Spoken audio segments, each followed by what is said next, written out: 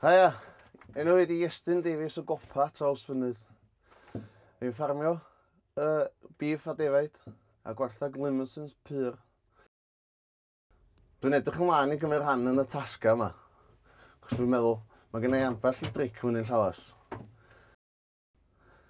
A dwi'n angen pick-up newydd hefyd, so geith y missus ar hyn.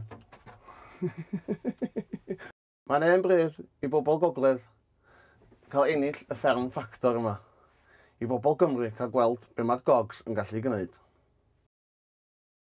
Gowch chi bleidleisio i fi, a gowch chi weld yn Halland.